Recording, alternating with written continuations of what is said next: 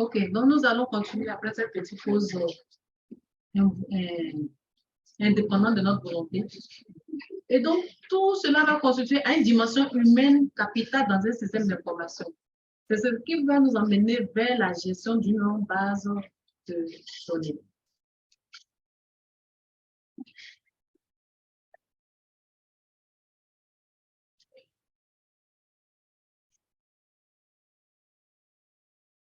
Mais ici, nous allons voir maintenant la définition des caractéristiques d'une base de données. De façon intuitive, on définit la base de données comme un ensemble d'informations, c'est-à-dire des fichiers qui sont partagés par plusieurs utilisateurs. Ces informations sont interrogées et mises à jour par l'intermédiaire d'un logiciel. Encore une autre définition de base de données, c'est un ensemble structuré de données qui est enregistré sur des supports accessibles par l'ordinateur pour satisfaire de façon simultanée plusieurs utilisateurs. C'est de manière sélective et il permet de gagner un temps opportun. Ce qui est à retenir dans le cas d'une base de données, il faut reconnaître que c'est un ensemble d'informations qui soit exhaustif, non redondant, structuré et persistant qui concerne un sujet. Ici, quand on dit un ensemble d'informations exhaustives, c'est-à-dire, oui, tous les éléments, oui, on ne peut pas lister. Oui, on peut lister. C'est beaucoup. C'est beaucoup, voilà. Il y a des, voilà, c'est beaucoup, les informations sont beaucoup. On peut dire plus de détails, plus d'informations, plus de détails. Non redondantes, oui. Mais c'est pas sûr. Ça va pas? Non, plutôt. Ça va nous dire, il n'est pas abordé. Madame? Madame?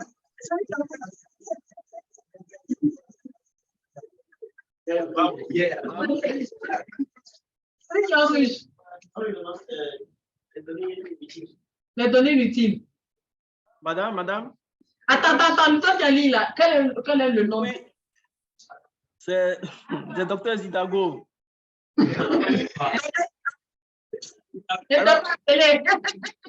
ne pas donner la parole. Oui, une information non redondante, c'est une information qui ne se répète pas, qui n'a pas le droit de se répéter dans un système d'information. Docteur Zitago. Ah, il est en présentiel, mais il ne fait pas là-bas. Non, aujourd'hui, ils ne me sont pas bien, je n'ai pas voulu venir au cours. Allô?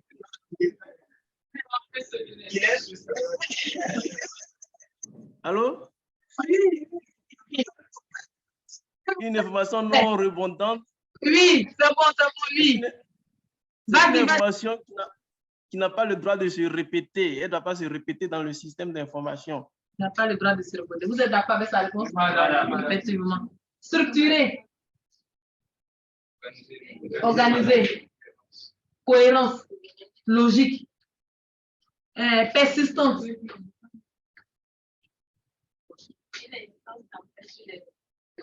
Elle dit qu'il insiste sur les informations, oui. Alors, on peut dire que persistante, ça veut dire que les informations ne sont pas effacées, ne disparaissent pas après. Les sont stockées en fait. Non. Persistance. Attendez, il est en train. Très important, très important. Des informations clés.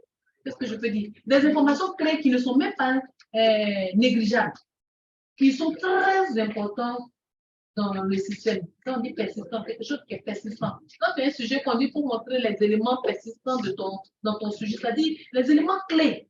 Pourquoi tu as fait cette étude-là? Quels sont les éléments clés qui ressortent de cette étude et quels sont les résultats très persistants qui ressortent de ton étude? Mais ce n'est pas des choses par rapport à la réponse que tu as donnée là, ce n'est pas ça. Ce sont des éléments clés importants. Je vais explorer le nom. Aka. Akakru. Parfait, d'accord, c'est compris. OK, on continue. Une condition nécessaire de base de données. C'est pour un ensemble de données non indépendantes d'être interrogeables par le contenu, pouvoir retrouver toutes les données qui satisfont à un critère quelconque. Donc, ici, je veux parler d'une condition nécessaire. Elle n'est pas négligée dans une base de données. je répète, la bonne condition nécessaire à ne pas négliger dans une base de données, c'est un ensemble de données non indépendantes qui est capable d'être interrogé par le contenu. Entre parenthèses, pouvoir retrouver toutes les données qui satisfont un critère quelconque. C'est bon? C'est bon?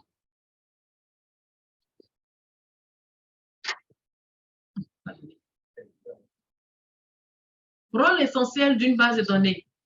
L'organisation et d'exclusion des données, stockage sur disque pour les petits, données, garantie de pérennité des données en cas de panne technique sur des serveurs centralisés, des partages des données de manière simultanée et autorisée, garantie de la confidentialité, de l'intégrité et de la cohérence des données, la performance, assurer l'indépendance entre les données et les traitements, éviter la redondance des données. OK. Ici, quels sont les éléments que vous ne comprenez pas? Mais c'est bon. Vous comprenez non pas? Quand on parle de la performance. Oui? Alors, on va dire que la base de données doit être rapide.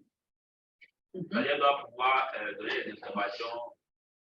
En un temps record et concis, précis. Parce qu'on voit la performance du système. En un temps record et précis, concis, il doit donner les trucs. Si on veut voir ceux qui ont déjà utilisé, vous avez déjà utilisé le système AGIS. Vous avez déjà utilisé AGIS? Pas encore. Mais à ceux qui ont déjà manipulé AGIS. Moi, je vais parler de ceux qui ont déjà manipulé AGIS. Vous qui avez déjà manipulé AGIS, AGIS se comporte comme un logiciel de base de données. C'est ce que je peux dire. Il se comporte comme un logiciel de base de données. Il y a des informations qu'on lui envoie, des données, supposons des données de cartes sur les communes, les villes, les rues, l'hydrographie, en tout cas, toutes sortes de données. Maintenant, on demande soit au système, à travers des fonctions dans le système, on l'interroge, par exemple, de faire ressortir toutes les grandes villes qui concernent un territoire donné. Et il est capable de faire sortir toutes les grandes villes. Quand tu précises, par exemple, à un certain rayon, cette ville doit avoir un rayon de telle dimension, il fait ressortir uniquement ces villes de cette dimension. Donc, vous voyez que les données sont précises, concis et circonscrites.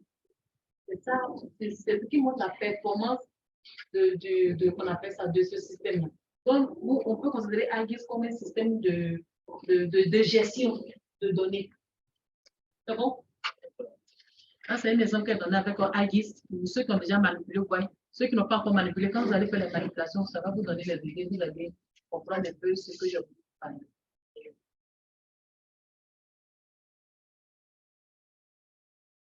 Nous allons voir ici les différents modèles de données dans une base de données. On a la description de l'organisation des données. Il se retrouve à l'intérieur de la base de données et renseigne sur les caractéristiques de chaque type de données et les relations entre les différentes données se trouvant dans la base de données. C'est-à-dire qu'on a tout cela pour résumer en un mot. On a le modèle relationnel, organisation de données par table, on a le modèle entité-association et puis on a autre type de données. Dans ce cours ici, nous allons nous baser sur deux types de données. Le modèle entité-association, le modèle relationnel de données. Les autres modèles de données, d'abord, ça sera des recherches personnelles pour vous. Et puis en pratique, je crois qu'il y a un autre modèle de données qui sera vu en pratique. Avec comment on appelle ça, le logiciel. Il y a un logiciel gratuit qu'on utilise pour structurer. Il a la forme de l'atome d'un électron. Il a la force de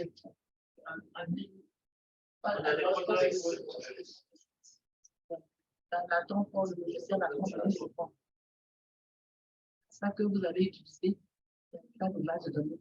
Et puis bon, il y a Access que tout débutant déjà essaie d'utiliser pour pouvoir faire la gestion de sa base de données.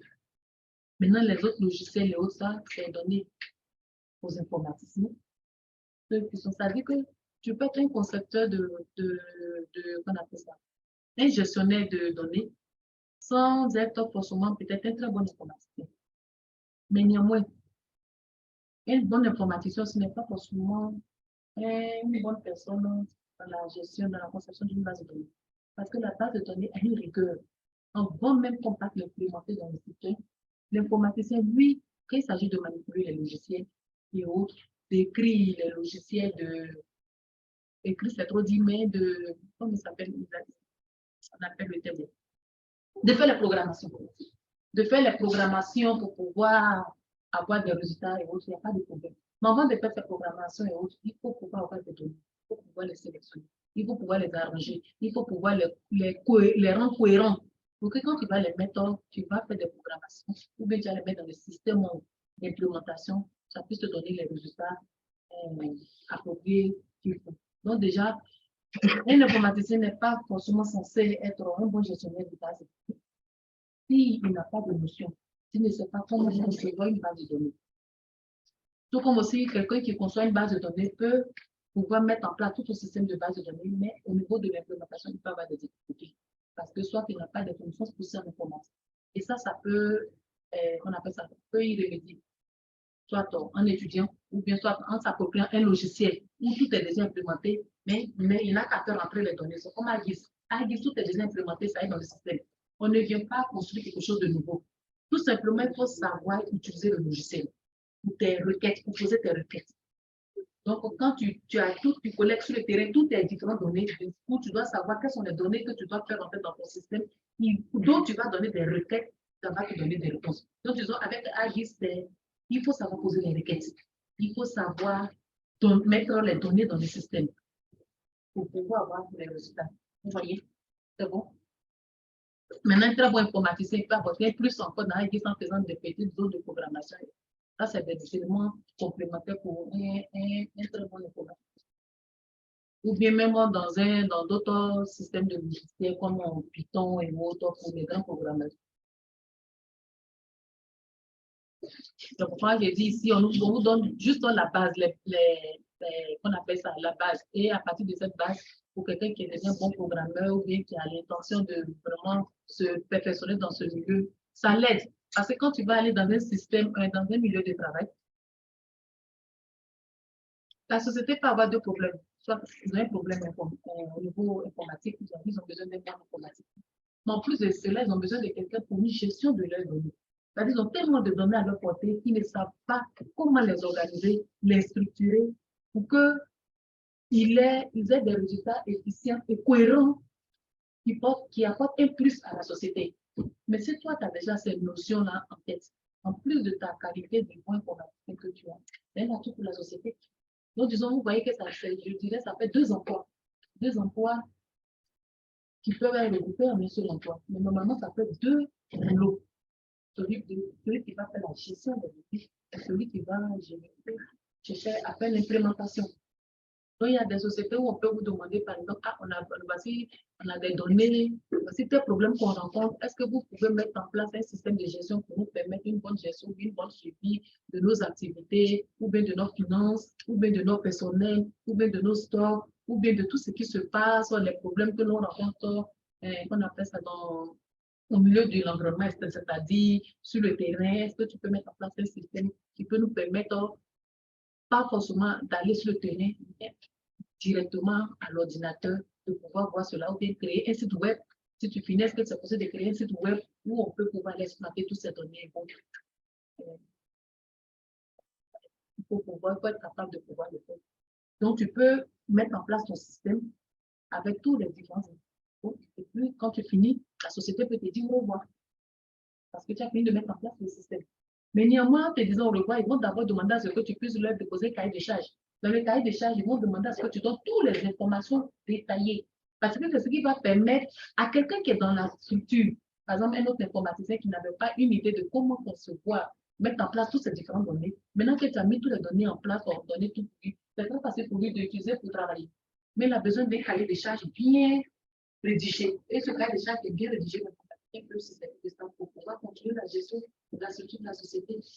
En tant que tu as utilisé peut-être comme consultant pour peut-être un mois, 2 mois ou 3 mois pour pouvoir mettre en place la base de données.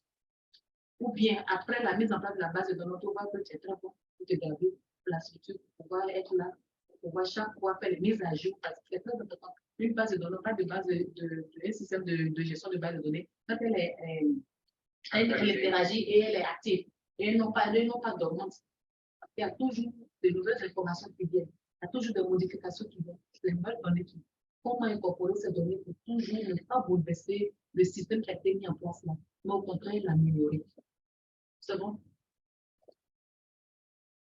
Qu'est-ce qu'un système de gestion de base de données? Le système de gestion de base de données appelé en abréviation SGBD, c'est une définition intuitive en quelque sorte. C'est un logiciel qui permet d'interagir avec une base de données et qui est appelé un système de gestion de base de données. Tout simplement, ici, sur ce schéma, nous voyons un fichier, qu'on a mis une base de données qui est constituée de plusieurs fichiers. Fichier 1, fichier 2, jusqu'à fichier X. Et nous avons le système de gestion de base de données ici qui va jouer le rôle du logiciel en quelque sorte. Et nous voyons les différents utilisateurs. C'est-à-dire ici, on a mis un utilisateur 2. Mais tout ce système, ce logiciel va aller utiliser toutes les données qui ont été collectées, sélectionnées, organisées dans la base de données pour pouvoir les traiter afin que les utilisateurs puissent exploiter ces données ou bien peut-être faire des requêtes, ainsi de suite. C'est tout cela que l'on appelle le système de gestion de la base de données. C'est bon? Comme son nom le dit en schéma, c'est aussi une interface entre la base de données et les utilisateurs. Donc, disons quelque chose qui est de façon dans le secret qu'on ne voit pas.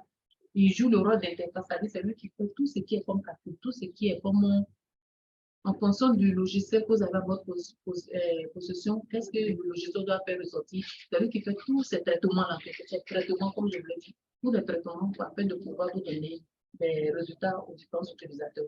On peut maintenant exploiter ces résultats pour d'autres choses, pour des, on appelle ça, pour des décisions.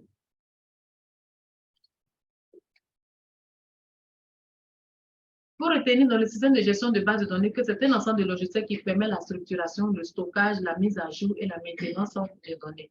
Ou encore, elle permet de décrire, modifier, interroger, administrer les données par les utilisateurs. C'est bon?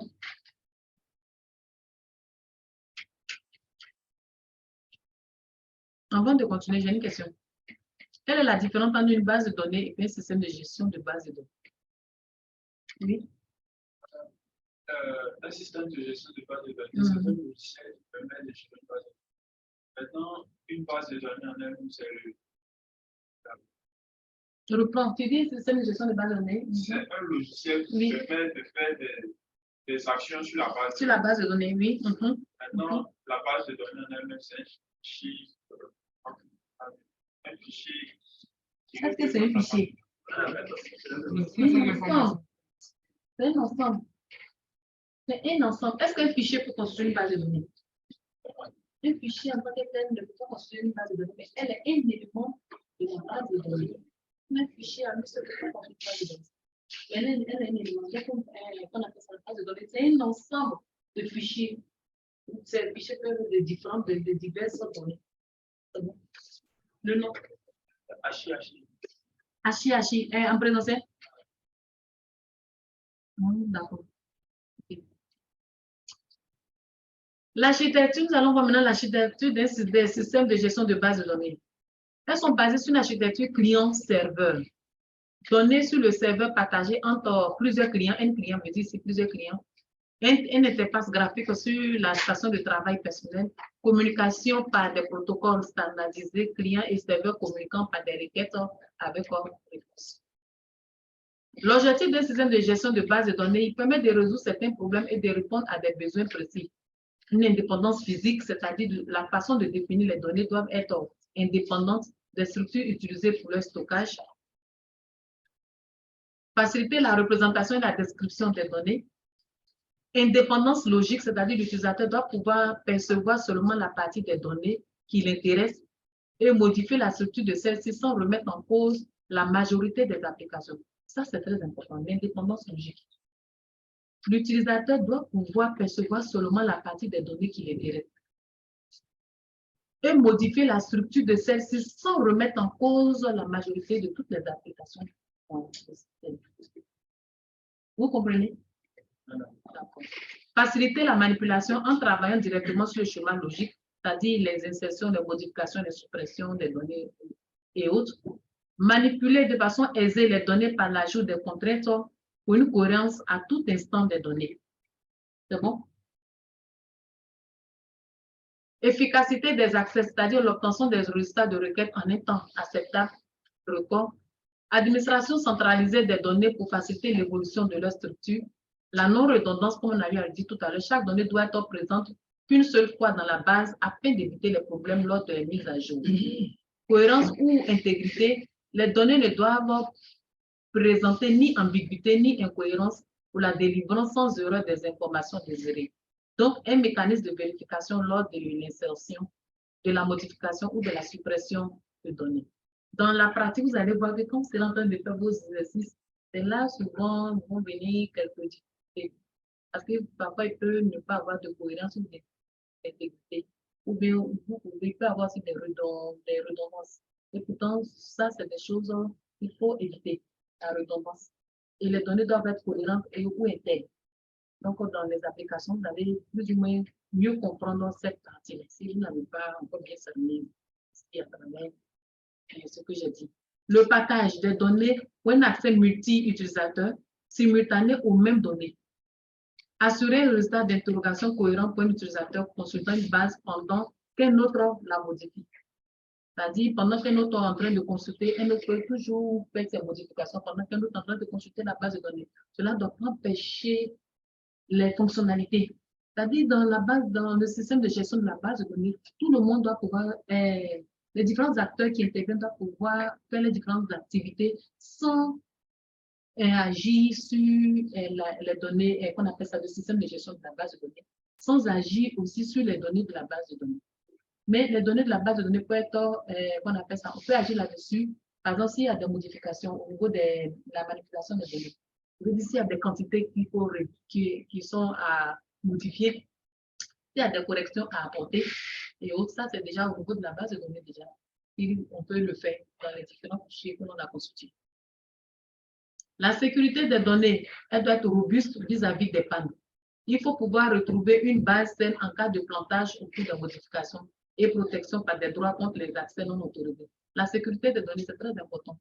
Et tout informaticien, ça c'est important parce que quand vous faites des programmations ou bien quand vous mettez en place un système, il est important de créer des couloirs de sécurité pour ne pas que n'importe qui puisse avoir accès à vos différentes données ou bien à vos différents résultats qui sont stockés.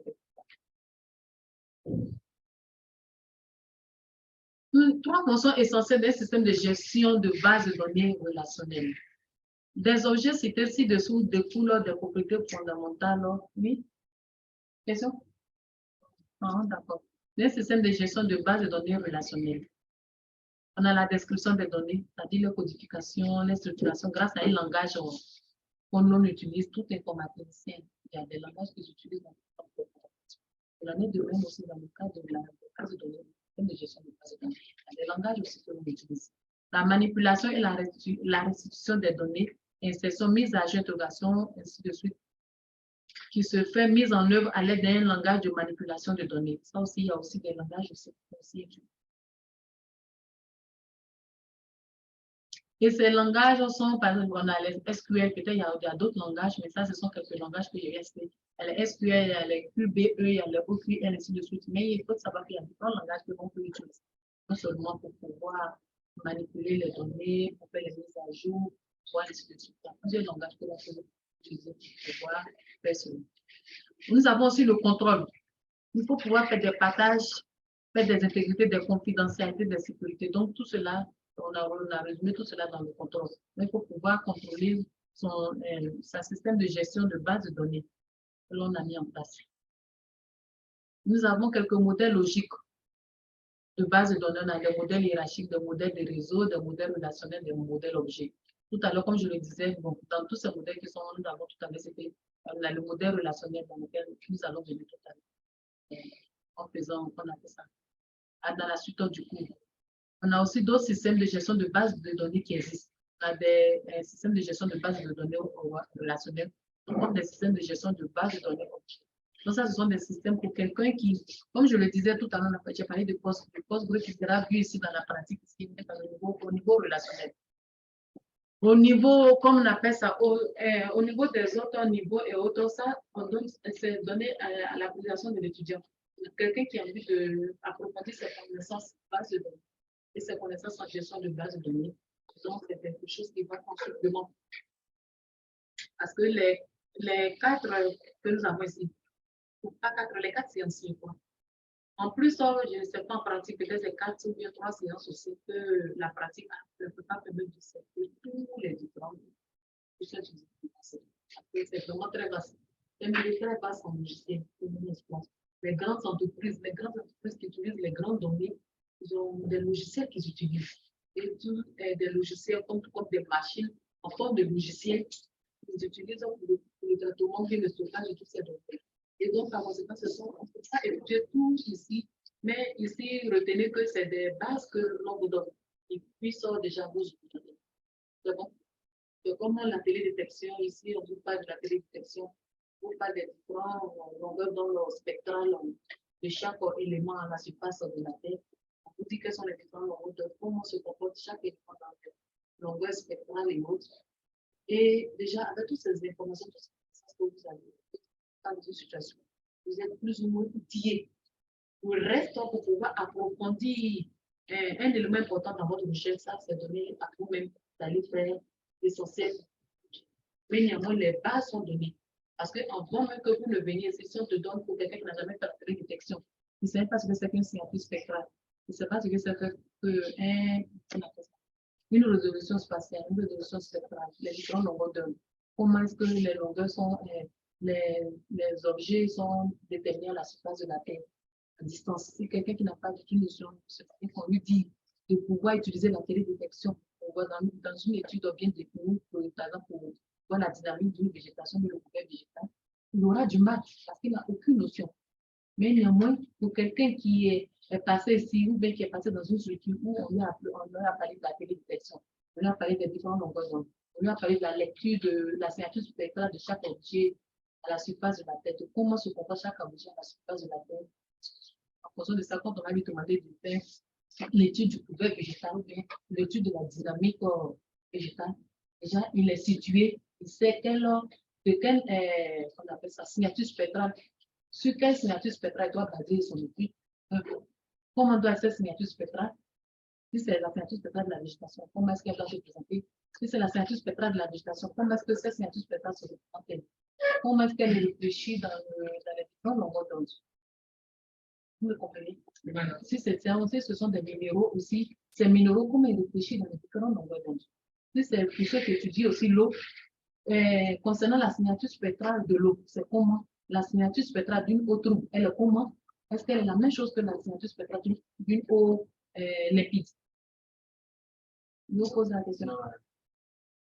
Je vous pose la question. Est-ce que la signature spectrale d'une eau limpide et puis la signature spectrale d'une eau trouble, est-ce qu'ils ont la même signature? Ils n'ont pas la même signature. La signature, ça sera la même chose que la signature spectrale, par exemple, d'une eau couverte de végétation aquatique. Comment va se présenter cette signature spectrale? Vous voyez? Or, déjà, le fait d'avoir eu cette notion de base ici, ça vous aide déjà à approfondir vos connaissances par rapport à un thème. Il en est de même pour les participants. Ce sont des outils, des moyens, des possibilités qu'on vous donne. Maintenant, par rapport à vos sujets, vous essayez d'adapter ce qui peut vous arranger et faire des recherches approfondies, des actions approfondies. C'est bon? C'est bon? Oui? Au niveau des bases de données, oui. des gestion de bases, quand il y a est-ce qu'il y a un serveur, je pense que moi, il voudrait savoir quels sont bien dans ce qui sont les en entreprise, ça dépend. Parce que là, ça dépend des moyens que les entreprises ont. Ça dépend des moyens que les entreprises ont. Et puis, ça dépend de des capacités, la capacité de les bases de données. Comme la capacité, c'est-à-dire si c'est une base de données très, très exhaustive, il y a tellement d'informations très, très exhaustives qui ne peuvent pas supporter certaines exhaustivités d'une base de données. Donc, il y a des limites. Par contre, ils peuvent exploiter cela. Et donc, je vais dire que ça va dépendre des entreprises. Ça va aussi dépendre, par exemple, d'une entreprise aussi qui veut que, par exemple, tu puisses l'aider dans la conception d'une base de données, mais qui n'a pas les moyens de pouvoir s'offrir des logiciels. Alors qu'on a qu'il y a des logiciels qui sont gratuits, qui sont accessibles. Donc, du coup, si toi, tu dois travailler dans le cadre de ce projet, tu seras obligé d'utiliser un logiciel gratuit, à condition que tu aies à ta disposition un logiciel que peut-être tu as payé avec tes moyens, que tu peux utiliser pour faire l'étude. Par contre, si c'est une entreprise qui a les moyens, elle peut mettre à ta disposition un logiciel. C'est pourquoi elle dit qu'il n'y a pas un logiciel qu'on peut citer en tant que tel, mais ça dépend de l'entreprise. En fonction du logiciel qu'ils ont dans l'entreprise, tu peux t'accaparer de ce logiciel, puis chercher à avoir une documentation sur ce logiciel-là. Une fois que tu as la documentation, du moment où tu as su comment faire les différentes organisations, parce que c'est le côté le plus difficile de la conception de la base de données, du moment où tu as pu faire la conception de ta base de données et que tu as les informations, toutes les informations possibles sur le logiciel, traiter les données pour pouvoir les donner à l'exploitation. C'est comme par exemple les différents traitements d'image, les différents logiciels de traitement d'image. Il y a NV, il y a AGIS, il y a EDAS, il y a encore quel logiciel encore? Il y a QGIS, il y a quel logiciel encore? Voilà. Mais tous ces logiciels-là, est-ce qu'ils ont à peu près les mêmes fonctionnalités? De façon générale, traitement d'image, d'accord. Mais est-ce que de façon, tu veux dire un peu détaillée, ils ont à peu près les mêmes fonctionnalités? Un logiciel a un autre diffère. Mais en fonction du logiciel que tu as dans ta possession, tu cherches à t'accaparer de ce logiciel pour pouvoir faire. Mais néanmoins, au cours ici, on vous montre comment faire un traitement d'image de façon globale. Vous êtes d'accord avec moi? Mais on ne va pas vous montrer comment faire un traitement d'image sur chaque logiciel, chacun des logiciels. Non. On va vous montrer comment faire un traitement d'image sur NV. Comment faire un traitement d'image sur, qu'on appelle ça, notre logiciel, nous avait dit tout à l'heure, il y a un logiciel gratuit. Non, il n'y a que 10. Et puis, il y a l'autre. Voilà, Illuis. Comment faire, par exemple, un traitement d'image sur ce truc. Maintenant, si tu vas dans une société où ils n'ont pas, par exemple, ces logiciels, ils n'ont pas NV, ils n'ont pas Illuis, ils n'ont pas AGIS, mais, qu'on appelle ça, ils ont par exemple EDAS. EDAS aussi fait aussi le traitement des images. Mais, toujours est-il qu'ils font un traitement d'image, mais quand tu regardes dans les fonctionnalités, elles ont à peu près des similitudes. Bien qu'il y a des différences, mais il y a quelques similitudes qui sont là. Du moment où il y a une notion maintenant, comment traiter, qu'on appelle ça, une image, parce que vous connaissez les différentes étapes qu'il faut suivre. Ça, on va si vous ne l'avez pas encore fait, ils vont vous le dire. Quelles sont les différentes étapes qu'il faut suivre dans le cas de traitement d'une image? Peu importe n'importe quelle image, les étapes sont pratiquement les mêmes. Donc, du moment où tu as ces différentes étapes qui sont dans ton esprit et que tu sais quelles sont les différentes étapes qu'il faut suivre, le logiciel que tu as en face de toi, tu vas peut-être adapter ces différentes étapes avec le logiciel que tu as en face de toi. Ça s'appelle l'apprentissage pour toi. Voilà. Donc, ici, je ne peux pas dire que dans voici tel logiciel, il faut tester parce que sur un truc. Mais ce qui est important, il faut savoir faire la conception de la base de données. Ce qui est important, il faut savoir faire, implémenter l'implémentation, c'est-à-dire comment envoyer la conception dans un système de gestion. Tout ce que tu as conçu, comment on l'envoie dans un système de gestion. Tu as déjà ces notions-là. Maintenant, en fonction de l'outil du logiciel que ça va passer. Voilà, c'est bon. Bon, ça, ce sont des quiz que je laisse à votre appréciation. Ce sont juste pour vous permettre de jeter un coup d'œil dans le cours. Nous allons tirer notre première conclusion. La base de données, le système de gestion de base de données, est important de connaître les différents fonctionnements d'une base de données et d'un système de gestion de base de données afin d'éviter certaines erreurs dans leurs applications. Donc, vous savez ce que c'est qu'une base de données et une gestion de base de données. Vous voyez qu'il y a une différence. Il faut se dire que plus nous avancerons, la conception et la gestion des bases de données deviendront de plus en plus complexes. D'où une attention particulière pour les leçons à venir. Non, quand on dit complexe, là, c'est pas un truc, mais pas exercice. Voici ce que vous allez faire en groupe.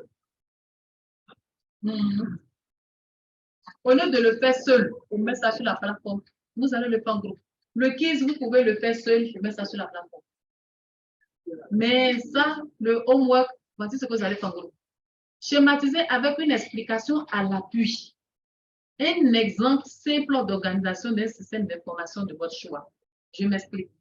C'est-à-dire, vous avez choisi, vous êtes 5. Donc, vous vous concertez. Que les systèmes ne se ressemblent pas. C'est-à-dire, j'ai 10 groupes, que j'ai 10 systèmes différents. Vous qui êtes en ligne, comme vous qui êtes en présentiel, il en est de même pour vous. J'ai 10 groupes, donc je dois avoir 10 systèmes différents. Donc, il est important que chaque groupe ait son système et qu'ensemble, vous puissiez comparer pour voir si vous n'avez pas les mêmes systèmes. Vous avez les mêmes systèmes changés. C'est bon? Donc, vous allez schématiser votre système. Vous allez mettre vos différents acteurs. Vous allez essayer de mettre les différentes fonctionnalités. Les fonctionnalités, ça, c'est une première esquisse. À la longue, vous allez voir que peut-être il y a d'autres fonctionnalités qui peuvent venir s'ajouter. Vous pouvez faire les corrections. Mais dans un premier temps, vous faites d'abord, vous schématisez votre système.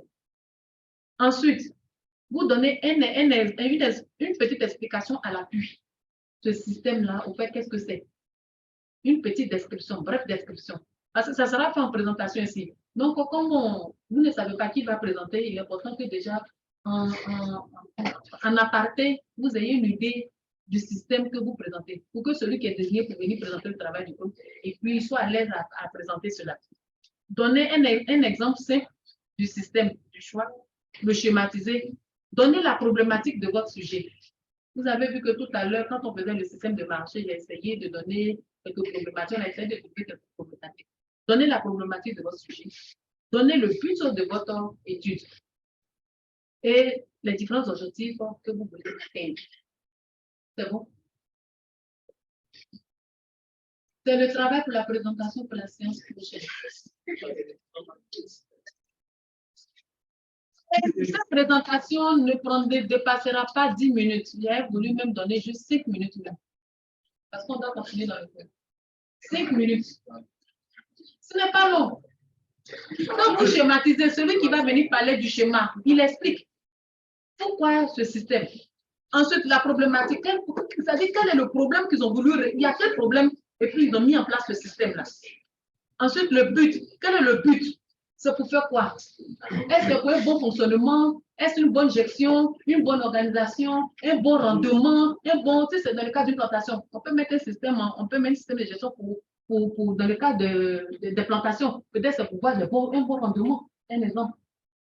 Si c'est dans le cas de, par exemple, des employés, peut-être c'est pour suivre des employés. Donc, ça, c'est le but. Maintenant, les différents objectifs, quels sont les différents objectifs qui vont rentrer en ligne de compte? Si c'est, par exemple, pour un bon rendement, quels sont les différents objectifs qui vont rentrer en ligne de compte? Si c'est pour suivre des employés, quels sont les différents objectifs qui vont rentrer en ligne de compte pour que ce système-là puisse à la fin marcher? Ça, c'est un exemple, par exemple, quand vous mettez-vous à la place de... Supposez que vous êtes un consultant, un expert en base de données, et puis vous allez dans une entreprise et l'entreprise vous met à nu leurs difficultés, leurs problèmes. Ils vous disent qu'est-ce que vous pouvez faire pour nous. Vous allez mettre en place un système de gestion de base de données pour eux, n'est-ce pas? En fonction de tout ce qu'ils vont vous dire, vous allez mettre en place une gestion de base de données pour eux. Donc, ce système-là, comment vous allez l'organiser? Dans un premier temps, vous allez essayer de faire l'environnement dans votre test, c'est-à-dire essayer de schématiser. Essayez de schématiser dans votre esprit ou bien sûr que avec les différentes données, ils m'ont dit ils ont donné telle donnée, ils m'ont dit ils ont telle difficulté, ils me disent qu'ils veulent atteindre tel objectif, ils veulent résoudre tel problème. En fait, tout ce qu'ils m'ont donné là, quel système je peux mettre en place? Quels sont les différents acteurs qui rentrent en ligne de compte? Quelles sont les différentes relations, c'est-à-dire les différentes fonctions entre les différents acteurs? Vous me comprenez? Ensuite, le problème, tout ce qui a été cité comme différents problèmes en instant, comment je peux le regrouper en un seul problème? Une problématique. Puis maintenant, de ces problématiques-là, à quoi va me servir en répondant à la problématique? Ça va m'amener à quoi? Pour que ça puisse m'amener à quelque chose de bien précis, peut-être à une bonne gestion, quelles sont les différentes étapes que je dois suivre? Donc, c'est ce que je vous demande pour la séance prochaine. C'est ça, vous faites en gros. Oui. Le support, ça doit être en PowerPoint. Pardonnez, en PowerPoint. Et puis, moins de détails. Allez-y à l'essentiel. Pas trop d'informations sur le PowerPoint. Moins de détails. Parce que vous allez expliquer, donc vous n'avez pas besoin d'écrire. Vous êtes d'accord avec moi? Le système, quand je vous dis de l'expliquer, je ne vous demande pas de l'écrire. Non, non, non. Celui qui a venu présenter la doit pouvoir expliquer le système. Ça va? C'est bon? La seule chose que vous pouvez écrire, c'est la problématique, le but de l'étude et puis les différents objectifs à atteindre. Si vous expliquez le système, non, là, je fais mon plus de ça. Expliquez-moi juste le système. En m'expliquant, je vais comprendre. Vous êtes en ligne, c'est bon? Oui, oui, c'est bon. Madame, c'est bon. OK. La séance d'aujourd'hui, je vais arrêter pour vous permettre de... Oui. Allô, oui, j'écoute. Allô? Oui, Oui. madame.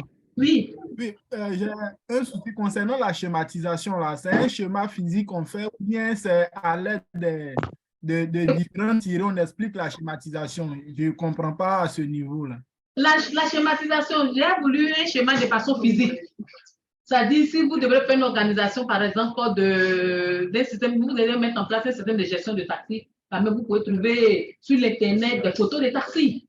Vous êtes d'accord avec moi? Vous pouvez trouver sur l'Internet des photos, par exemple, de certaines personnes, de certains acteurs. Vous êtes d'accord avec moi? Et puis, vous mettez un peu des tirets. C'est-à-dire que votre schéma soit physique, qu'elle soit parlante, elle soit vivante. Maintenant, à côté de ça, quand vous allez apporter les explications, ça va. Vous avez vu comment j'ai fait mon schéma? J'ai pris des images un peu partout, je les ai collées, mais en les reliant avec les différentes fonctionnalités, je vous explique en grosso modo le système. Vous êtes d'accord avec moi? Donc, c'est un truc comme ça que je veux. C'est bon pour celui qui est en ligne? Oui, c'est bon, madame. Vous qui êtes en ligne, organisez-vous. Comme vous êtes 5 là-bas, quand je viendrai, ce qui est important, j'ai besoin de quelque chose. Le délégué, il est le délégué en forward et puis en présentiel aussi. D'accord. Le délégué de forward. On me dit, vous avez déjà des groupes de 5 et puis un groupe de 4. Donnez-moi la liste de ces groupes de 5 et puis de 4. C'est-à-dire, votre groupe commence à partir de 7. Donc, groupe 7, ça sera un groupe de 5 personnes. Vous me donnez le nom de 5 personnes. Groupe 8, ça sera un groupe de 5 personnes. Vous me donnez encore le nom de 5 personnes. Le groupe 9, ça sera un groupe de 5 personnes encore. Vous me donnez le nom de 5 personnes. Et le groupe 10, ça sera un groupe de 4 personnes. Vous faites ça et puis vous donnez ça au délégué en présentiel. Voilà. Donnez ça au délégué en présentiel. Pourquoi il t'a fait ça?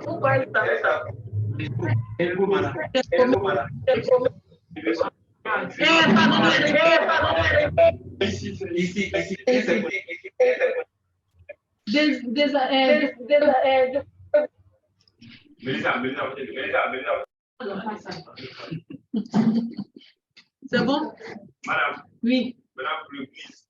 Non, je viens. On va revenir au quiz. Non, attendez. Non, attendez, j'ai fini d'expliquer. Pour ne pas que vous me dites que vous n'avez pas compris. Présentiel, forward, vous envoyez ça au délégué. Le groupe que vous avez consulté avec les noms là. Vous envoyez ça au délégué. Ça sera mon support pour moi lors de la présentation de choisir qui je veux pour présenter le travail du groupe. En présentiel, j'ai la liste 7, mais tu fais la même chose, délégué. Les différents groupes là, vous avez jusqu'à 6 groupes. Dans le groupe 1, combien de personnes? Groupe 2, les 5 personnes. Groupe 3, les 5 personnes, jusqu'au groupe 6, les 5 non. Pour que quand on vient en présentiel comme cela, j'ai ça. Et quand je regarde, je peux dire, bon, groupe temps, vous passez. Et le groupe, tel que ça y est, je ne vais pas choisir de façon ordonnée. Quand je vais venir, je vais piocher. Avant que je n'arrive, que tout soit sur la clé, pour permettre à tout le monde de suivre. Est-ce que vous me suivez? Ne suivez pas.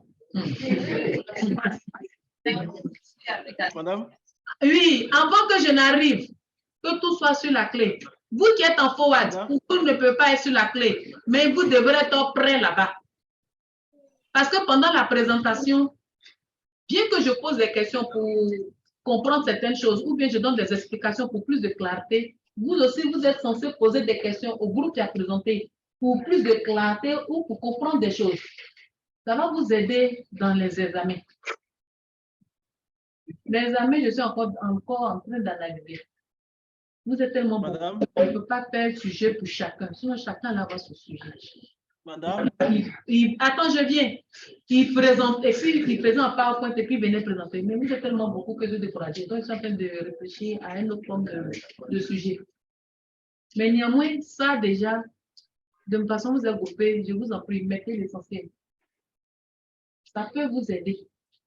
Parce que l'examen, souvent, on parle ici, tout le monde semble comprendre dans l'examen. Quand les gens se trouvent seuls face à leur feuille, Donc, ils mélangent tout. Quand je lis les trucs, ceux qui s'en sortent ne sont pas beaucoup. Or, quand il y a des exercices qui ont été faits en amont comme ça les aide. Les notes, s'ils ont eu de très bonnes notes, ça les aide. Et puis, il y a des compensations. Ça peut éviter la seconde session. C'est bon? Oui, lui qui en a une question. Madame, je voulais savoir, Oui. la présentation, vous la voulez en combien de diapositives? Non, là, je ne peux pas savoir, mais normalement, pour cette présentation, je pense que 2 diapos, ça suffit. Hein. Je pense que 2, tout au plus 3, peut-être. Tout au plus 3. Je ne demande pas grand-chose. Oui, je vois. Voilà, ou maintenant, pour le but de votre étude, vous n'avez pas besoin de donner 2 buts. Et ce but peut résoudre. Oui. Vous êtes d'accord avec moi? La problématique, C'est l'objectif et général. ça, c'est les objectifs qui seront un peu 2 ou 3. Et puis la schématisation, donc tout au plus peut-être 3 diapos. C'est pourquoi j'ai dit, on n'excède pas 5 minutes. Délégué. Allô, madame? Allô? Allô? Vous savez, je toujours, je parle. Attends, celui qui est en ligne, pardon, attends. Veille à ce que, avant que je n'arrive, avant qu'on ne commence la présentation, tout le monde a déposé sa présentation sur clé. Et ça est sur le truc pour qu'on puisse gagner en temps. Parce que dès qu'on finit, on doit continuer le cours. On finit, on continue le cours, et puis jusqu'à ce qu'on finisse. Oui. Et puis votre système, voilà. Ça, c'est une remarque très importante. À ne pas changer au cours du cours. Je m'explique. Le système que je vous demande, c'est pas je vous donne le choix. Vous avez le temps de réfléchir en groupe de 5 pour mettre en place, choisir un bon système qui ne va pas vous poser des ennuis dans la suite du cours. Puisque le système que vous choisissez, ça vous allez l'utiliser pour faire les activités jusqu'à la fin. C'est une continuité, c'est une chaîne. C'est une chaîne. C'est à partir du système que vous avez fait, que vous allez faire là. C'est ça, on va prendre chaque séance, vous faites une continuité avec l'exercice que je vous donne. C'est une continuité, on ne change pas. Donc, on ne peut quelqu'un, je ne veux pas attendre un groupe qui est venu me dire non, madame, on s'en rend compte que le système qu'on a pris, on n'a pas d'information, on va changer nos systèmes parce qu'il a eu le temps de voir le système des autres présentés. Non. Un système choisi avec un système choisi. C'est bon? Oui, toi qui es en ligne, je t'écoute.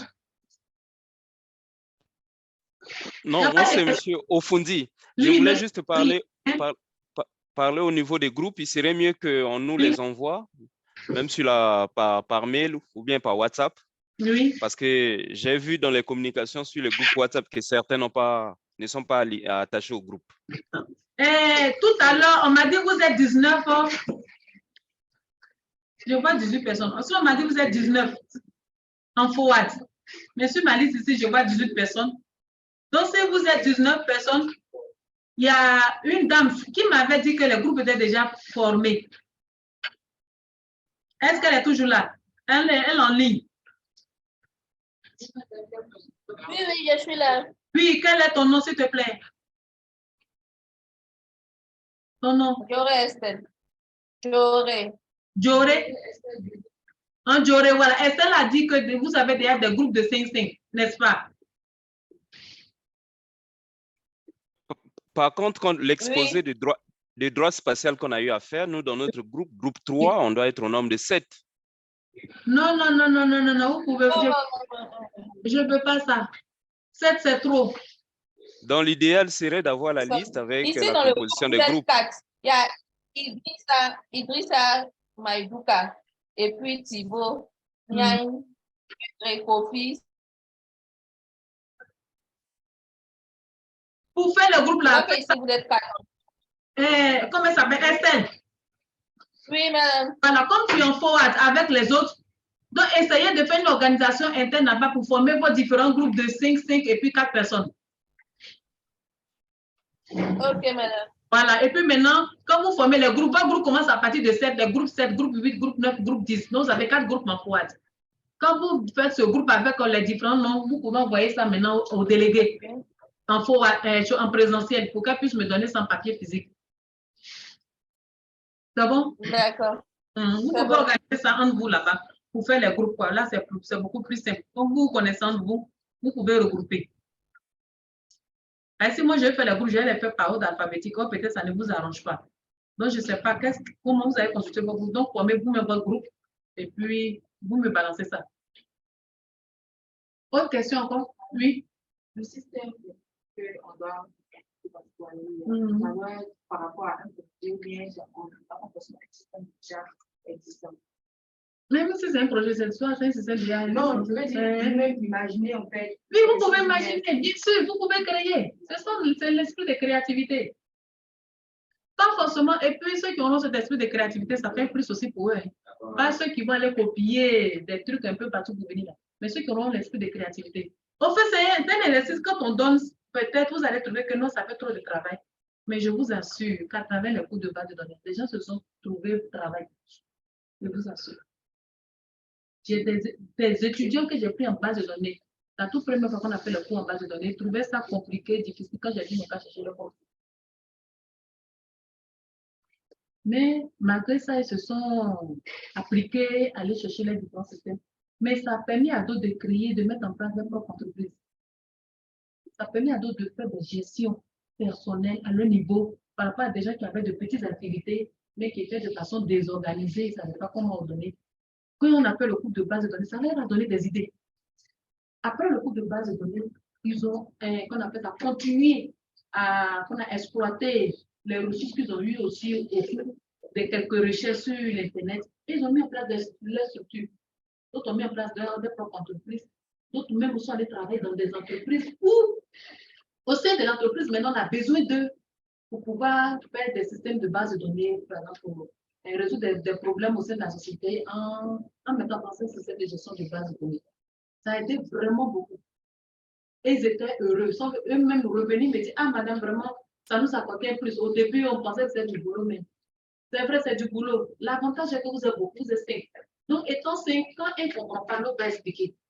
Si vous étiez seul, vous avez la chance de 5. La première année, eux, ils étaient 1.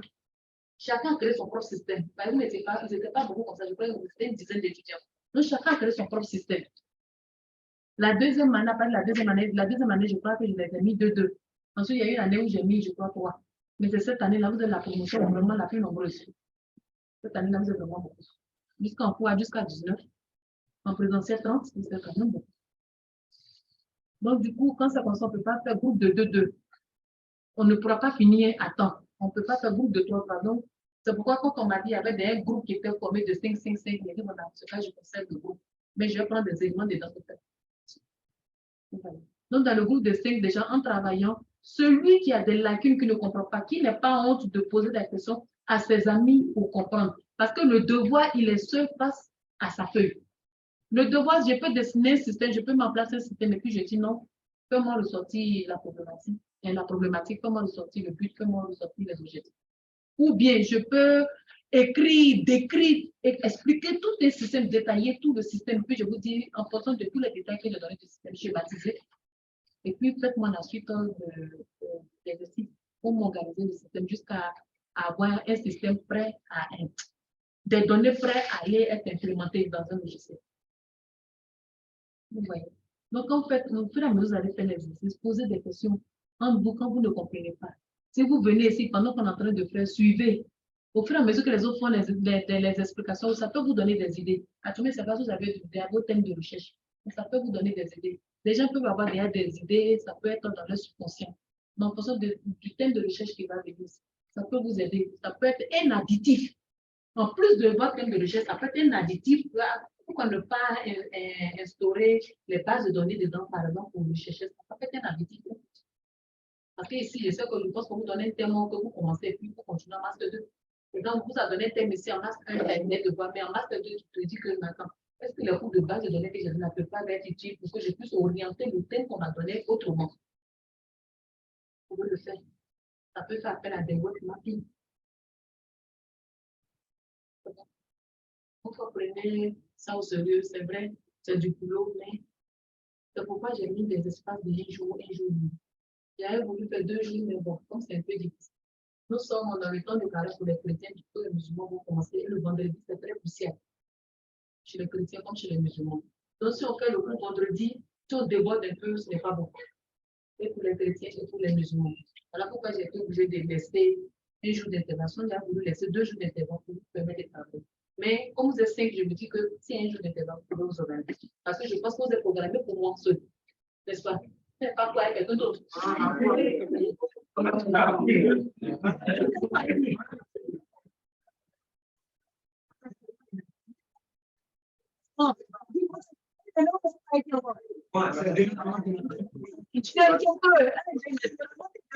Donc, si vous formez votre groupe aujourd'hui, pensez déjà, commencez à réfléchir sur votre système et puis mettez dans les corbeilles. Bon, quand il dit tirer, c'est trop chose.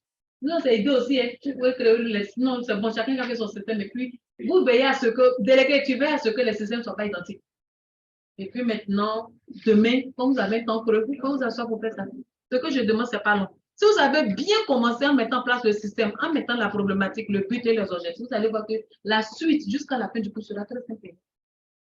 Même les différents acteurs, vous allez trouver ça facilement parce que vous avez su schématiser votre système.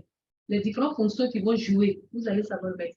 À la fin, vous allez savoir faire le modèle entité-association et le modèle relationnel.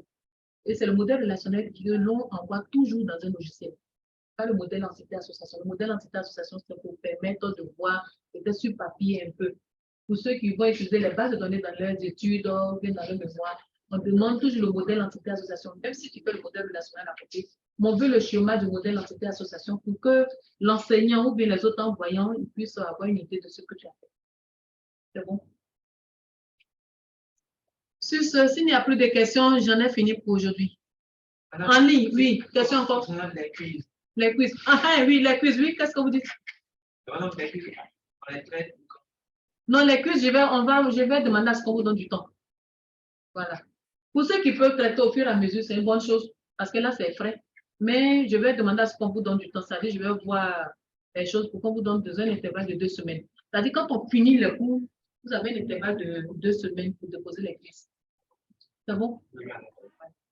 Quand on finit le cours, vous avez un intervalle de 2 semaines. Mais ça fait partie de homework, mais au fur et à mesure qu'ils seront notés au fur et à mesure, c'est-à-dire en séance en même temps, la manière j'ai fait aujourd'hui, ceux qui participaient, j'ai donné des plus comme cela, je vais le faire. Mais les quiz, on va voir que 2 semaines après la fin du cours, vous puissiez déposer sur la plateforme. Mais quand on vous donne un intervalle comme ça, très souvent, là, c'est piège. Ne respectez pas ça comme ça. Parce que d'autres enseignants viennent. Quand ils viennent aussi, ils ont leurs travaux. Donc, c'est mieux, même pendant que le cours est encore frais, tu lis ton cours, vous voyez que les quiz que j'ai posés comme question. Regardez, comme question, par exemple, que ici, j'ai posé un quiz. Qu'est-ce qu'un système de gestion? Déjà, on a débattu, c'est encore frais. Qu'est-ce qu'une donnée? Qu'est-ce qu'une base de données? Qu'est-ce qu'un système? Quelles sont les fonctions remplies par... Juste pour que ces notions-là puissent rester dans votre esprit. C'est pourquoi j'ai posé ça en quiz. C'est pour voir si le cours que j'ai fait là, si au moins des éléments sont restés dans votre esprit. C'est ce que la réponse que vous allez donner, c'est ce qui va rester dans votre esprit, qui va vous aider plus tard quand vous allez passer. Donc, c'est mieux que les quiz, quand on finit comme ça, vous asseyez. Aujourd'hui, peut-être c'est un peu coincé, mais demain, après le travail du groupe, vous asseyez, ou bien la nuit, pour faire vos quiz en même temps que vous êtes sur la plateforme. Mais néanmoins, si vous voulez du temps, il n'y a pas de problème. Ça, je peux voir avec l'informaticien qui fait la programmation pour qu'il puisse donner un intervalle de temps. Mais l'intervalle de temps ne dépend pas seulement. C'est bon? Présentiel, c'est bon? Ok, donc si c'est bon sur ce, nous avons fini. Le cours, le jeudi, on commence à 9h00. Donc, arrangez-vous pour être à l'heure. Pour que je sois aujourd'hui à l'heure ici, comme aujourd'hui, j'ai fait cours de AGTE avec cette langue, ils ont vu que je prenais ce temps quelque temps.